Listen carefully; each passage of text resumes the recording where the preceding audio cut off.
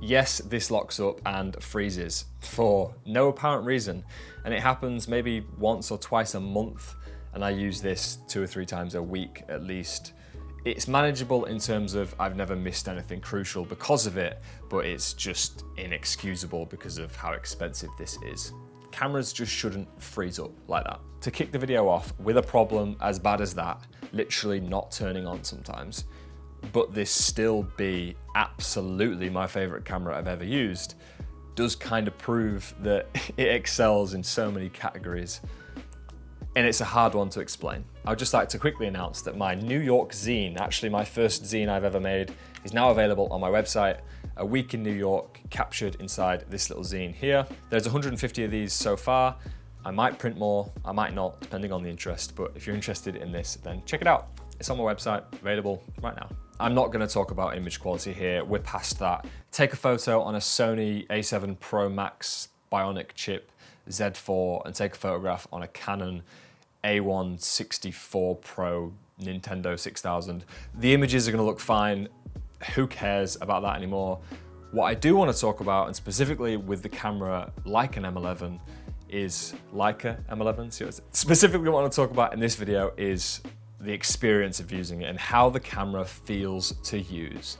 Very woo-woo, very artsy-fartsy, but that is arguably the most important factor.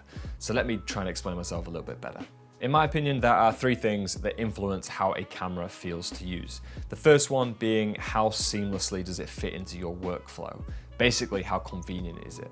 The second thing is the pick-up ability. I don't know if that's a word, but it is right now. Do you actually want to pick it up and go take photos? That matters a lot. And the third thing, I've forgotten, so let me check my script. An obvious one, how fun is it actually to use? And you could probably replace the word fun with effective, depending on if you're coming from a work point of view or a hobbyist point of view. I have a Canon R6 Mark II, which I use for video and photo work because it's effective. I don't necessarily think it's fun to use, but it ticks all the boxes I need to get paid. Whereas with the Leica M11, I use that for travel and street and documentary stuff, more personal work.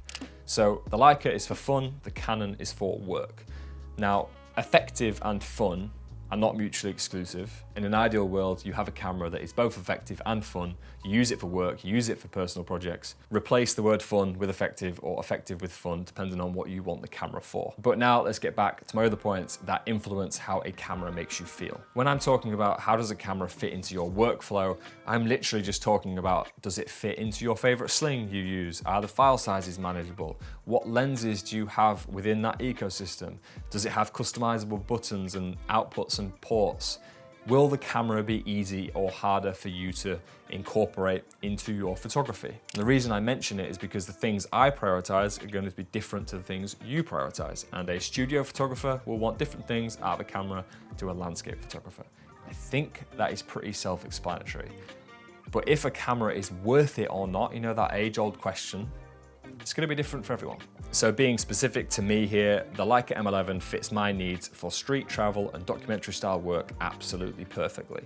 The weight, size, lens choices, battery life, the manual focus, the simplistic stripped back experience is precisely what I love about it. This for me is zero faff.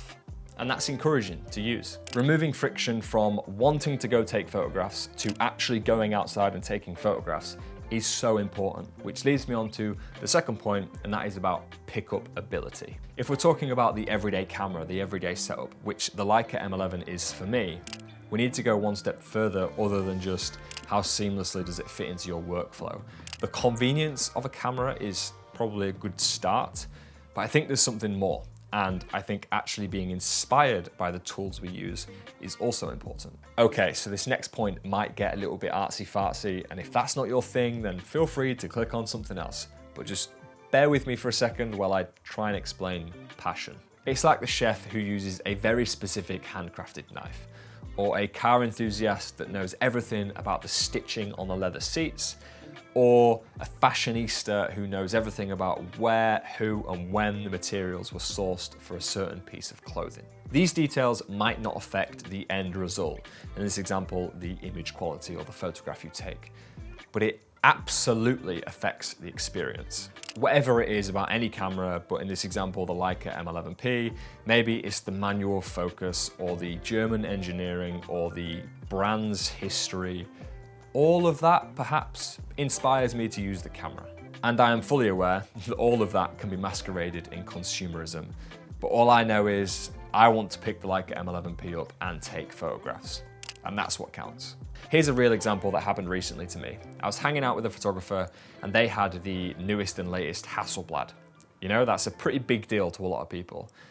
I picked it up, took a photograph or two, I used it for 40 seconds, and I didn't get on with it. It was too big, clunky. I didn't know anything about the camera itself, so I wasn't necessarily very informed. I didn't really care for it, and I couldn't wait to put it down. That feeling is very important to wanting to go and make stuff. You basically need to want to use the tool in order to get the best out of it. Pickup ability is almost an unmeasurable factor when we talk about camera gear and tools, but arguably it's one of the most important factors. Getting really specific about the Leica M11 and some issues I've had with it, I think I could talk about the sexy stuff all day and the theory and the philosophy behind wanting to use a camera, but I'm not sure how much value that is to you, so let's go over some challenges I've faced with it. The auto white balance is just not very good. Now, I did mention this on a Q2 review I did last year. The auto white balance on the Leica Q2 is dreadful and just unusable. However, it has improved on the M11, but it's still not that good. So I just opt to not using it. And I typically use the camera in black and white high contrast. Now, on the other end of my complaint here is a positive because the black and white high contrast looks incredible. So all of my JPEG previews and on the back of the screen, everything's in black and white for the most part. I mentioned that in my M11 review my initial M11 review a few months ago, and I've been sticking with that. Having the M11 on black and white high contrast definitely is the way forward for me when I'm looking at the screen. And then when I'm checking out the JPEGs and the RAWs in Lightroom, then obviously I have the RAWs to play with as well. But the auto white balance, yeah, it's not it. The camera is slow to wake up, and it's actually so slow that I have definitely missed shots before. And this isn't even the issue of it freezing, because it rarely freezes in the grand scheme of using the camera. However, it is slow to wake up every time. So I've just learned that the hard way, and I never really switch it off. If I'm going inside shops and relaxing or whatever I'm doing, then of course I'll switch it off. But for the most part, if I'm walking the streets, the camera stays on, and I've just learned that the hard way. You might have different experiences with that, but I also know a good friend of mine has an M11 and his is slow as well. That needs to be mentioned. Yes, the camera freezing is appalling, but also wake up speed, I think, is an important factor that people don't really talk about. And the M11 does take, I don't know, 4 or 5 seconds before it's ready to shoot. Other than the fact that this $8,000 camera does freeze, it is honestly a joy to use. I love the design, I love the build, I love the image quality, I love the manual focusing.